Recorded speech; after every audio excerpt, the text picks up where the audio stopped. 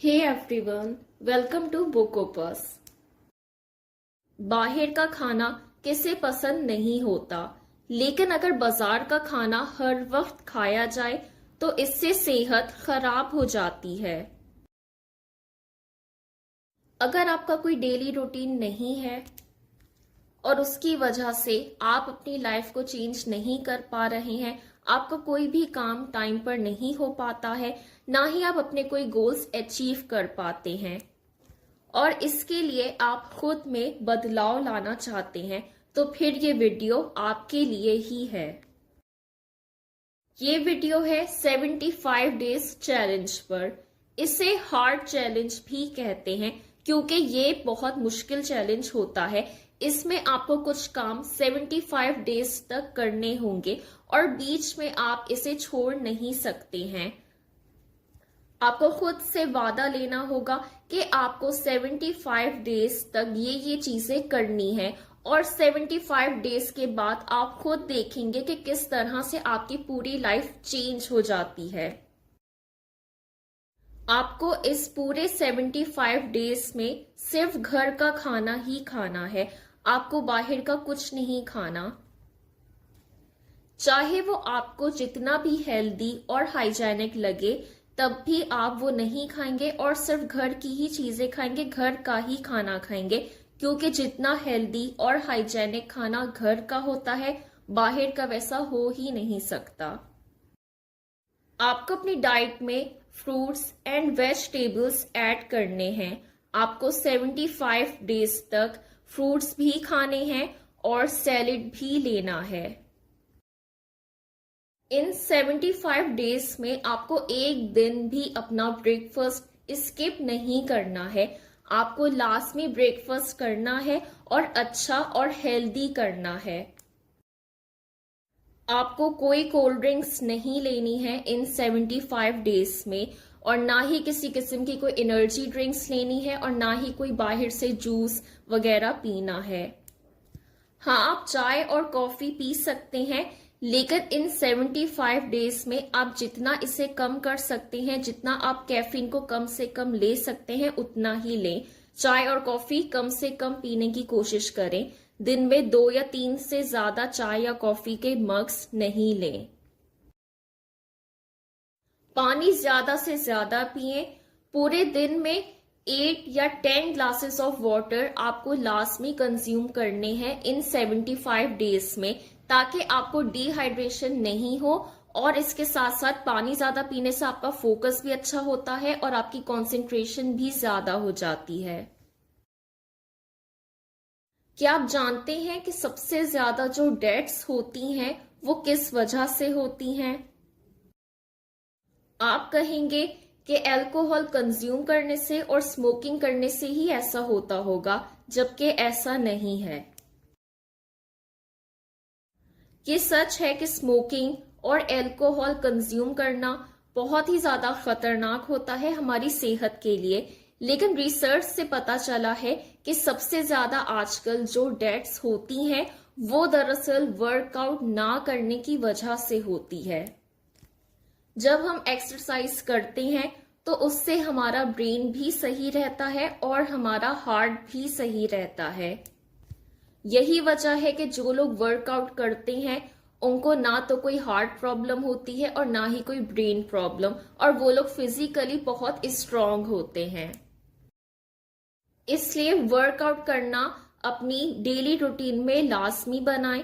आपको रोज वर्कआउट करना है, भले ही आप ज्यादा देर नहीं करें, लेकिन आपको अपने आप को कुछ टाइम देना है और वर्कआउट लाजमी करना है, खास करके इस 75 डेज चैलेंज के लिए। इसके अलावा स्ट्रेचिंग या ब्रीथिंग एक्सरसाइजेस या जो रिलैक्सेशन टेक्निक्स होती हैं, आप वो भी इस 75 डेज चैलेंज में करेंगे रोज, दिन में कुछ टाइम के लिए। इससे आप अच्छा महसूस करेंगे और मोटिवेट रहेंगे। आप स्विमिंग भी कर सकते हैं। स्विमिंग करना भी हमारी हेल्थ के लिए बहुत अच्छा होता है और इससे भी हम एक्टिव रहते हैं, इसलिए स्विमिंग करें। और अगर आपको नहीं आती तो आप सीख लें। ऐसे बहुत सारे इंस्टीट्यूट्स हैं जो स्विमिंग सिखाते हैं और ये एक बहुत हेल्दी एक्टिविटी है।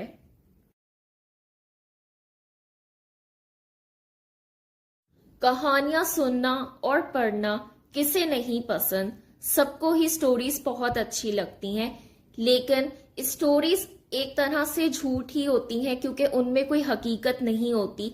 हाँ, जब हमें एस्केपिज्म की तरफ जाना होता है, हम बहुत ज्यादा स्ट्रेस में होते हैं, तो हम कोई भी स्टोरी बुक या इस किस्म की कोई भी फिक्शन पढ़ना शुरू कर देते हैं, लेकिन उससे हम सिर्फ डी स्ट्रेस होते हैं, हमको सीख नहीं पाते और ना ही इससे हमारी ग्रूमिंग होती है।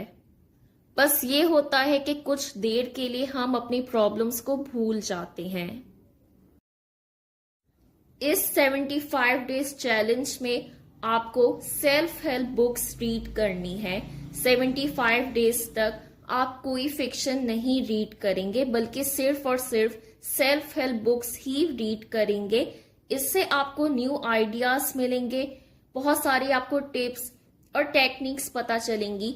आपकी जिंदगी में जो भी प्रॉब्लम्स चल रही हैं, चाहे वो फाइनेंशियल प्रॉब्लम्स हो या किसी भी तरह की प्रॉब्लम्स हो या आपकी कोई बुरी आदतें हो, ये सारी आपको चीजें और solutions in self help books में मिलेंगी।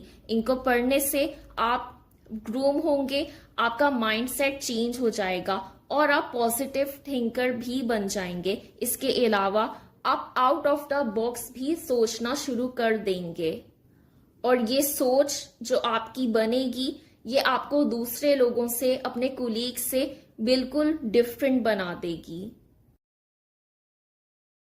अगर आपके पास सेल्फ हेल्प बुक्स नहीं है या अगर आप में रीडिंग की आपको शौक नहीं है रीड करने का बुक्स, तो फिर आप इन सेल्फ हेल्प बुक्स की ऑडियो सुन लें, ऑडियो बुक्स, या फिर सेल्फ हेल्प वीडियोस देख लें, यानी ऐसी वीडियोस जो कि आपको कुछ अच्छा सिखाएं, कुछ ऐसा सिखाएं जिससे आप अपनी जिंदगी को बदल सकें, अपने आप को ट्रांसफॉर्म कर सकें। और वो वीडियोस जो ऐसी सेल्फ हेल्प बुक्स पर बनी हो, यानी बुक समरीज। इस 75 डेज चैलेंज का लास्ट चैलेंज है कि आप कोई न्यू स्किल सीखें, कोई भी ऐसी चीज जो आपको नहीं आती या जिस चीज में आप ज्यादा अच्छे नहीं हैं, वो चीज इन 75 डेज में सीखें, उसको लर्न करें और उसमें माहिर बन जाएं और उस चीज को रोज करें, यानी रोज उस चीज को सीखें और उसकी प्रैक्टिस करें पूरे 75 डेज में, ताकि 75 डेज के बाद आप उस चीज में माहिर हो जाएं, चाहे वो कोई भी चीज हो। या जैसे इंग्लिश स्पीकिंग स्किल्स, अगर आप इंग्लिश में अच्छे नहीं हैं तो इंग्लिश सीखना शुरू कर दें। 75 डेज के बाद आप खुद अपने आप में बहुत चेंज देखेंगे। न्यू स्किल सीखने का आपको जिंदगी भर बहुत फायदा रहता है और आप खुद ही इसके फायदे देखेंगे हर जगह। इसके अलावा ये आपकी पूरी पर्सनैलिटी को ग्रूम करके रख देगा और आप बहुत ज्यादा कॉन्फिडेंट भी फील करेंगे। तो ये थे कुछ काम जो कि आपको 75 डेज तक करने हैं और यही है 75 डेज हार्ड चैलेंज। अगर आप ये चैलेंज एक्सेप्ट करना चाहते हैं और अपनी जिंदगी को बदलना चाहते हैं तो कमेंट्स में लिखें चैलेंज एक्सेप्टेड। वीडियो अच्छी लगी हो तो वीडियो को लाइक कर दें और जिस फ्रेंड को आप चैलेंज करना चाहते हैं उससे ये वीडियो शेयर कर दें। और अगर आप चैनल पर पहली बार आए हैं तो चैनल को सब्सक्राइब कर दें और बेल आइकन पर भी क्लिक कर दें, क्योंकि मैं इसी तरह की सेल्फ हेल्प वीडियोस बनाती रहती हूँ। Thank you.